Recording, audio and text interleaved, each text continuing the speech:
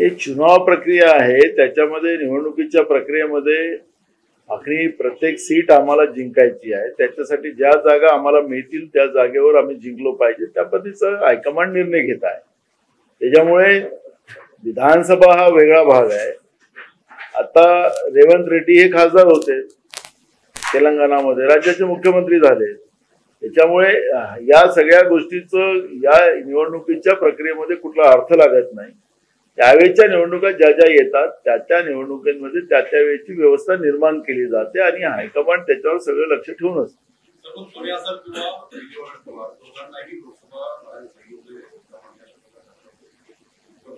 असं तुमच्या टीव्हीवर चर्चा आहे.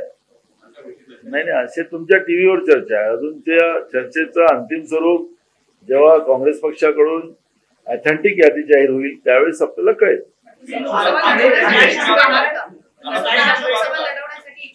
मला काय, मी पार्टीचा सिपाही आहे.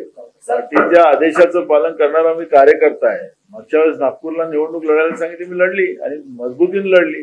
हे तर आपल्याला सगळ्यांनाच माहिती आहे. त्याच्यामुळे जे काही पक्षाचे आदेश येतील त्याचं पालन करणं हे पक्षाचा सिपाही म्हणून माझं काम आहे.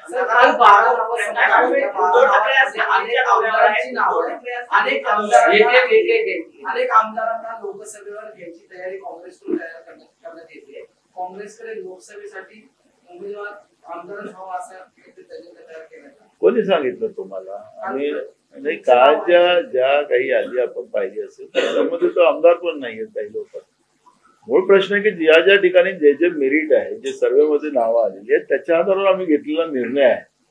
आणि आमचा निर्णय जवळपास सगळ्यांनी त्याला मान्य करतात. जे काही नावं टेंटेटिव्ह आलेली आहेत त्याच्याप्रमाणे 1-2 जागेमध्ये जे आहेत अजून पण तुम्ही तेच सांगतो तुम्हाला की जी चाचपणी तुमच्या माध्यमातून जी बाहेर आलेली आहे त्याच्यामध्ये 100% ते बरोबर आहे असं मी मान्य करत नाही. त्याच्यामध्ये काही बदलाव तुम्हाला पाहायलाच मिळेल. पण त्याच्यामुळे ही जी काही चाचपणी तुमच्या माध्यमातून झालेली आहे ती आम्हाला पॉझिटिव्ह आलेली आहे.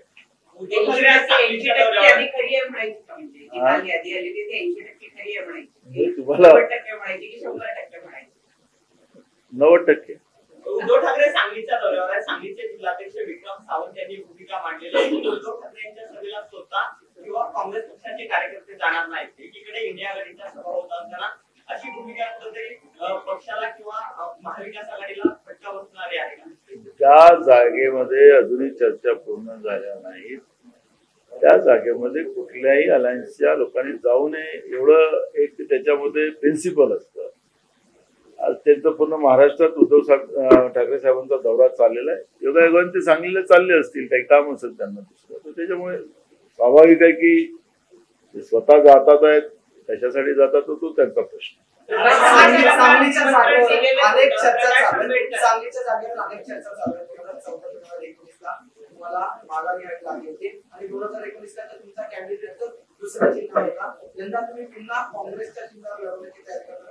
पण ठाकरेंकडूनही उमेदवार स्वघोषित झालेला आहे. स्वघोषित आहे म्हणून तुम्हीच सांगितलं ते स्वघोषित आहे. त्याला तुमची मान्यता नाही असं म्हणा. स्वघोषित तुम्हीच सांगितलं. उद्धव ठाकरे घोषित केलं. त्याने मराठी चर आहे. मराठी चर मराठी चर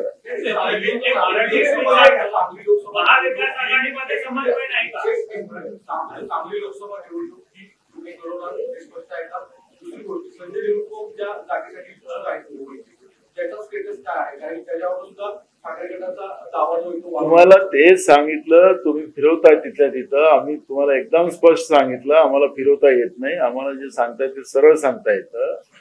आमचं अजून आमच्या मित्रपक्षाशी चर्चा चालू आहे. थोड्याशा जागेचा अदला बदला होईल हे तुम्हाला मगापासून इंडिकेशन देतो आहे.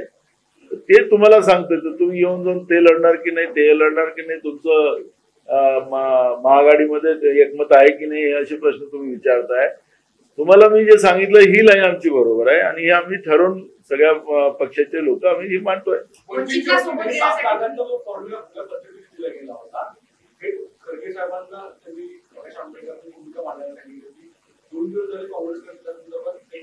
आज आम्ही तुम्हाला सांगितलं की त्यांचं आमचं बोलणं झालेलं आहे. म्हणजे विशेष करून आज जयंत पाटील त्यांच्यासोबत बोललेत. मिसेस आंबेडकर पण बोलल्यात आणि त्याच्यामधून आता मार्ग काढतो आम्ही आणि त्या सकाळी बसून आम्ही सगळे लोक तिघही, आम्हाला सेपरेट नाही, आमचं महाविकास आघाडी म्हणूनच आम्ही सगळे लोक निर्णय घेऊ. त्यामुळे आजच चर्चा झाल्या, त्याच्यामुळे आम्ही तुम्हाला सांगतो की 1-2 दिवस लागेल याला, 1-2 दिवसामध्ये हा प्रश्न निकाल. एक मुंबईचा प्रश्न आहे की दक्षिण मध्य मुंबईत एकनाथ गायकवाड स्ट्रॉंग होते आता त्याच्याकडे जो शिवसेनेचा खासदार आहे तो शिंदे गटात आहे, तर ठाकरेंकडून अनेक देशांची ब्रँडिंग होत असताना तुम्ही वर्षा गायकवाड यांच्या नावाची चर्चा 3 वर्ष तुमच्याच वाटेल येणार. तुम्हाला तेच सांगत आहे की आता काही जागांचा अदलाबदल होऊ शकतात, मित्रपक्षाच्या विचारामुळे काही बदलाव होतो ते तुम्हाला सांगत आहे. तर तुम्ही तिथंच तुमचं मर्फीच्या रेकॉर्ड सारखं लटकताय, तर तुम्ही उत्तर काय देऊ?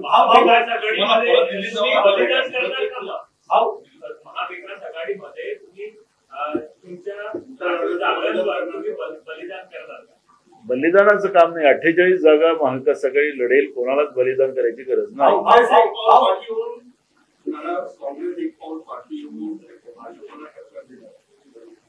आम्ही पाठी आणि उठी असं नाही करणार आहोत. 48 जागा, कारण की भाजपला महाराष्ट्रातून परास्त करणं हाच आमच्या महाविकास आघाडीचा मुख्य प्लॅन आहे आणि त्याच पद्धतीची ही तयारी आम्ही करतो. एक सवाल जो भी चर्चाएं हो रही है वहाँ देवेंद्र फडणवीस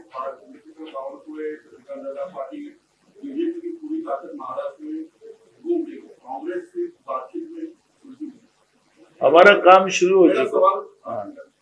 तो ऐसे में ऐसा लगता है कि भाजपा एक लड़ाई करने की एक कदम महाविकास आघाड़ी. देखो, भाजपा की परिस्थितियां क्या हुई है महाराष्ट्र में आप मेरे से ज्यादा जानते हो, आप मीडिया के लोग हो और आपको सब पिक्चर क्लियर है. भाजपा डरी हुई है महाराष्ट्र में. गुजरात में जब चुनाव आप ले रहे हो तो एक ही फेज में ले रहे हो. महाराष्ट्र में 5 फेज में लेने की क्या जरूरत थी? उनकी सरकार है महाराष्ट्र में. क्या कानून व्यवस्था बिगड़ी हुई है? क्या आतंकवादी और नक्सलवादी है पूरे महाराष्ट्र में कि इनको उसके सिक्योरिटी के हिसाब से उनको 5 फेज में इलेक्शन लेना पड़ा? गुजरात और महाराष्ट्र में इतना डिफरेंस क्या है कि तुम्हें 5 फेज में चुनाव लेनी पड़ी? इसका जवाब तो उनको बीजेपी को देना पड़ेगा. इतना लंबा समय महाराष्ट्र में ये चुनाव की प्रक्रिया करवाना, ये तो बीजेपी का डर है ये कि 5 फेज में इलेक्शन करके उनके नेताओं को ज्यादा समय कैसा मिले और कोई भी हालत में झूठ मूठ बोलकर, झूठे सपने दिखाकर और जितना हमको कैसा है उसकी कोशिश, असफल कोशिश वो लोग कर रहे हैं और उनकी हार तय है. और इसलिए ये कोशिश कर रहे हैं, करने दो. वो घूम रहे क्यों घूम रहे? क्योंकि अब साड़ियां बांटी कंट्रोल के दुकान से तो साड़ियां भी फटी हुई बांटी. अब वो अपना जो फटापन है वो छुपाने के लिए घूम रहे. इनको तो लोग, अब प्रक्रिया शुरू हुई है, मैदान चालू होने दो. जब चुनाव आएगा तब लोग इनको, बीजेपी को कैसा जवाब देना है लोगों ने डिसाइड किया है.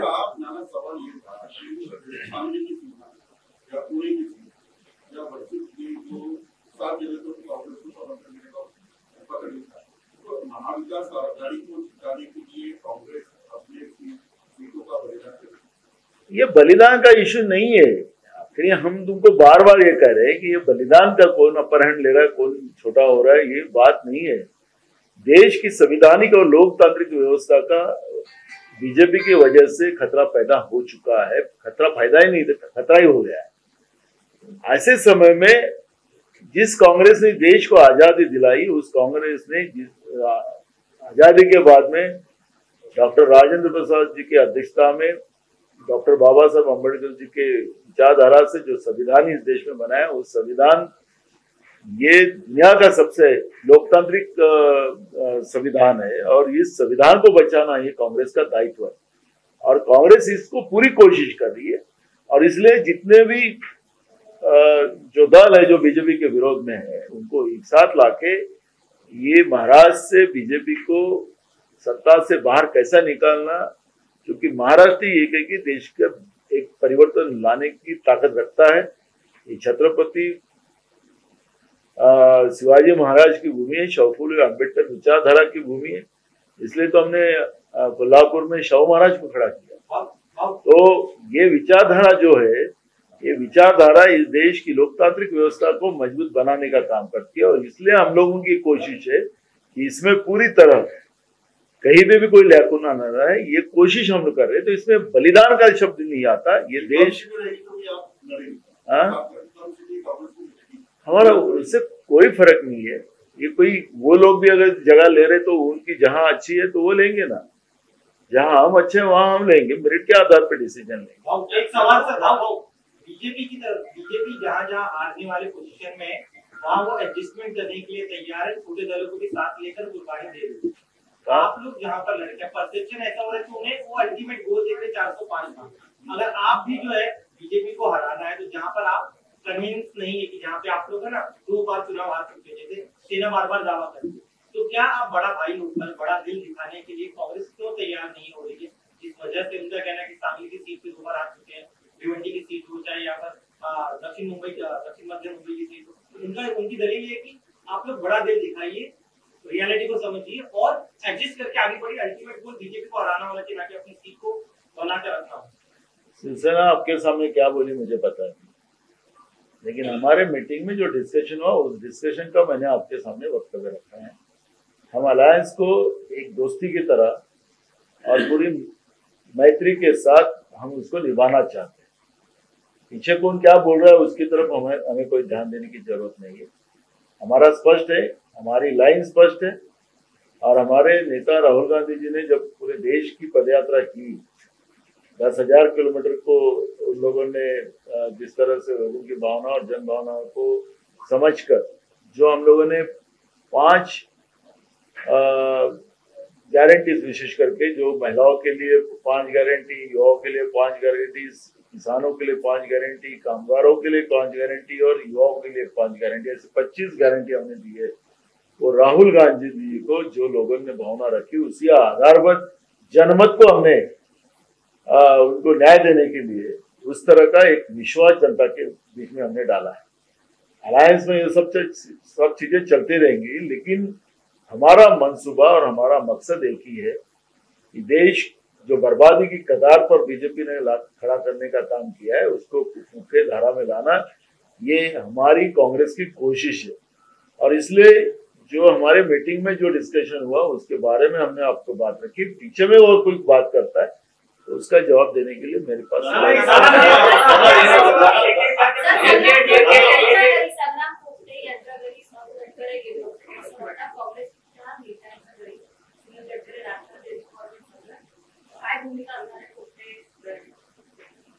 हे आता महाराष्ट्रामध्ये ही परंपरा राहिली आहे। महाराष्ट्र के बाकी राज्याचं मी कुठल्या राज्याचं नाव घेऊन त्या राज्याला बदनामीच्या ह्याच्यात नाही आणणार।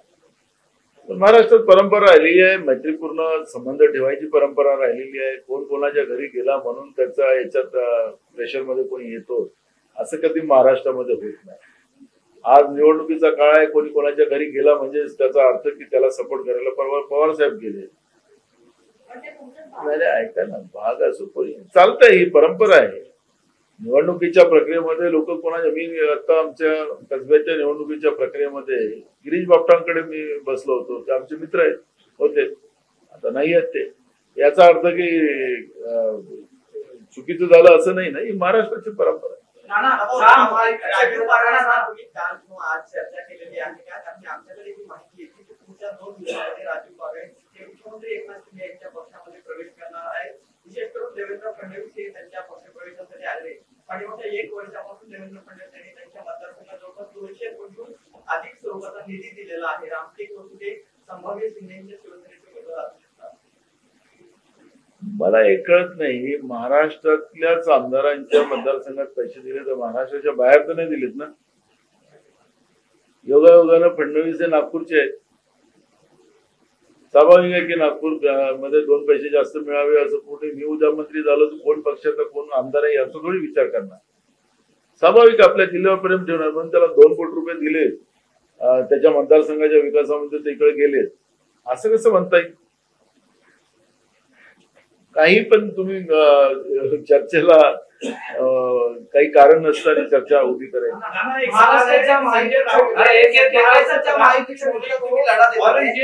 औरंगजेब का है जिसको लेकर अब बीजेपी उसे बड़ा मुद्दा बना रही है। इसके पहले राहुल गांधी ने एक हिंदुत्व शब्द का इस्तेमाल किया, कहा कि शक्ति से लड़ना है, और अब औरंगजेब का मुद्दा है, तो कैसे देखते हैं आप एक चुनावी मुद्दा और बीजेपी की तरफ से बनाया जाए? मुझे बीजेपी के पास कोई मुद्दे है ही नहीं। राहुल गांधी जी ने शक्ति का नाम लिया, शक्ति हिंदू में शक्ति को बहुत बड़ा महत्व है, लेकिन दो शक्ति है, एक रावण की शक्ति है और एक भगवान श्री राम की शक्ति है। तो हम भगवान श्री राम की शक्ति के साथ हैं। अगर दूसरे लोगों को दूसरी शक्ति का यूज जो कर रहे हैं तो उनको हम क्या बोलेंगे, उनको जवाब तो वही देंगे। अगर हिंदू की बात करते हो तो जहाँ महिलाओं पे अत्याचार हो रहा है, मणिपुर में महिलाओं के ऊपर उनकी इज्जत लूटी जाती है, उनके निवस्त्र किया जाता है, उनको जलाया जाता है, तो ये कौन से हिंदू की परंपरा है? हम पूछना चाहते हैं उनको, बीजेपी को। ये बुरी शक्ति के साथ वो लोग है, वो बुरी शक्ति के विरोध में राहुल गांधी है, तो फिर गलत क्या बोला है? हम वो बुरी शक्ति के विरोध में, हम जो भगवान श्री राम की जो शक्ति है उसके साथ हम लोग। और औरंगजेब के मुद्दे पे क्या कहेंगे सर? औरंगजेब से तुलना की गई है संजय, प्रधानमंत्री की तुलना औरंगजेब से की गई है, आप मानते हैं कि समर्थन देते हैं आप कि क्या कहेंगे? आप संजय राउत से पूछिए, सुबह 9 बजे बोल दिया, आप क्या कहेंगे? सुबह 9 बजे संजय राउत जी से पूछिए।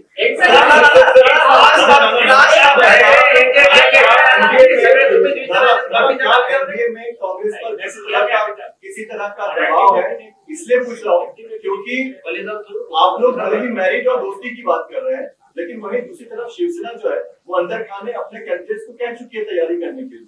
हमने भी हमारे कैंडिडेट को बोल के रखा है, वहाँ पे उनका भी काम शुरू है। तो आखिर पार्टियों को हमेशा अपने अपने एरिया में, हर जिले में, हर ब्लॉक में पार्टियों के वर्कर को काम देना पड़ता है, सबको काम में लगाना पड़ता है। सभा के उन लोगों ने भी रखा होगा, तो इसका मतलब नहीं कि जब तक अलायंस क्लियर नहीं होगा जब तक ये सब बातें आगे नहीं जाएंगी। एंट्री जो है वो एनडीए में हो रही है। जिस प्रकार से उन्होंने अमित शाह से मुलाकात की, आज दोबारा से ताजलैंड जेल में एकनाथ शिंदे, देवेंद्र फडणवीस, राज ठाकरे की बैठक हुई। आपको लगता है जिस प्रकार के मुद्दे वो उठाते आए हैं पिछले इतिहास में उनके जो रहे, उससे कांग्रेस पार्टी को फायदा होगा या भारतीय जनता पार्टी को नुकसान होगा? आपको क्या लगता है? नहीं, हमारा एकदम मकसद है। हमने शुरुआत में कहा कि जब 5 फेज में महाराष्ट्र में जब चुनाव लगी तो बीजेपी डरी नहीं।